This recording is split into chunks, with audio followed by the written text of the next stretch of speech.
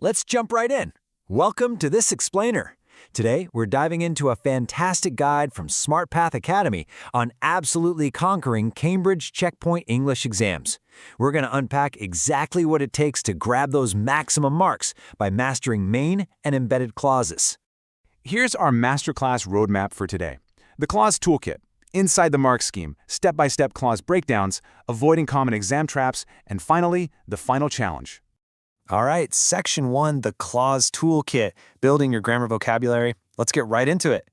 The guide kicks things off with the absolute most important piece of the puzzle, the main clause.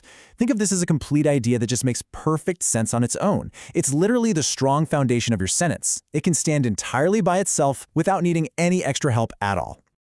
But, sentences aren't always that simple, are they? Enter the subordinate clause. Unlike the main clause, a subordinate clause is, well, kind of needy. It depends completely on the main clause to hold it up.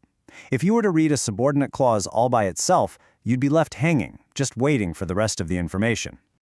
Now, today, we're specifically zeroing in on relative clauses. These act like little bonus packets of extra information slotted right into the middle of your sentence. You can think of it as an embedded clause. And the best part?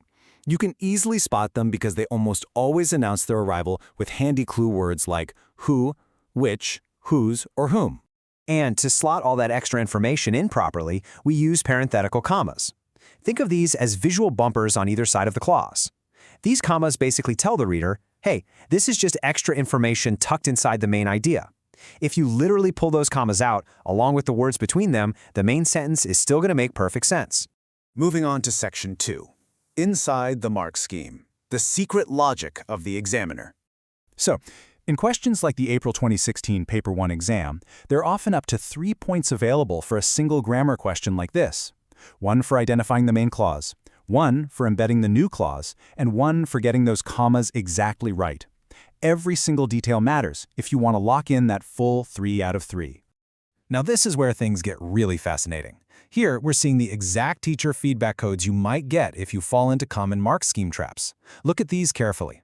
EX means your answer was way too vague. IR means you added irrelevant detail that wasn't asked for, a classic trap. QL means your quote was too long.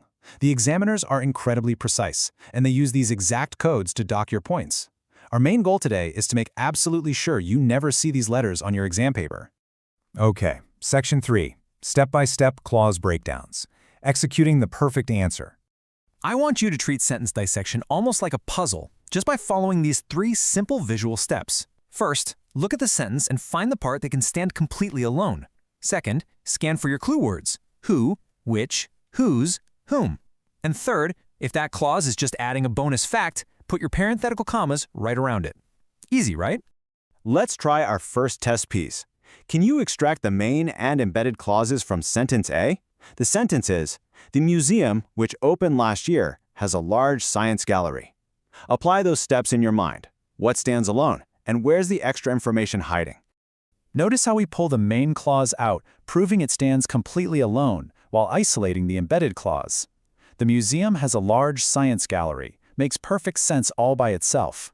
Then the embedded clause, which opened last year, starts with our keyword which, and gives us that little extra bit of context. All right, here's a totally different style of question. In this one, you have to actually build the sentence rather than break it apart. You're given the base sentence, Salalah is famous for its green mountains, and you need to inject the clause, which is near the coast. So, where does it go, and exactly how do you punctuate it? So, the absolutely crucial point here is inserting those parenthetical commas right around our new which clause, without changing anything else. The extra information naturally follows the subject it's describing, which in this case is Salalah. You open the comma, drop in the clause, and close the comma before finishing up the main idea. Boom, perfect sentence. Section 4. Avoiding common exam traps. Defending your marks. Now this brilliantly illustrates that IR, or irrelevant detail trap we talked about earlier. If you add extra words, like the word beautiful, when the exam told you exactly what phrase to embed, it is literally going to cost you marks.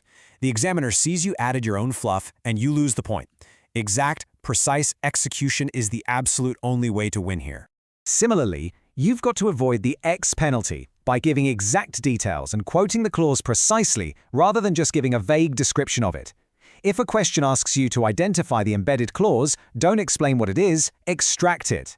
A vague answer completely fails the mark scheme, but grabbing the exact word straight from the text, that gets you full credit every time.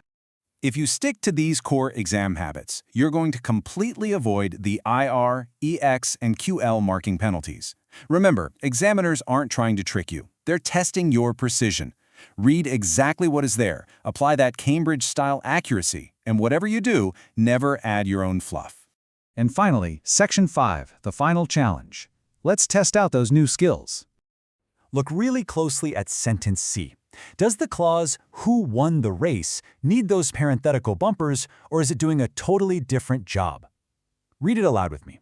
The athlete who won the race trained every morning. Is that just a bonus fact, or is it absolutely crucial to knowing who we're actually talking about? Because it defines exactly which athlete we are talking about, it's not just extra information, so we actually drop the commas. Think about it. If you took out "who won the race," the sentence just becomes, "the athlete trained every morning." But wait, which athlete? We need that clause to define the subject. So no commas allowed for defining clauses. As we wrap up this explainer of the Smart Path Academy guide, just remember that scoring full marks is really just about following these precise rules. Find your standalone main clause. Spot your who and which clues, use your commas as bumpers only for extra info, and defend your marks by never ever adding words you weren't asked for. Keep your eyes sharp. Why not open your favorite book right now and see how many embedded clauses you can spot out in the wild? Do the authors use them to define a character, or are they just slipping in a secret piece of extra information? Once you start looking, you're going to see the mechanics of writing literally everywhere. Thanks for joining me on this explainer, and keep dissecting the world around you.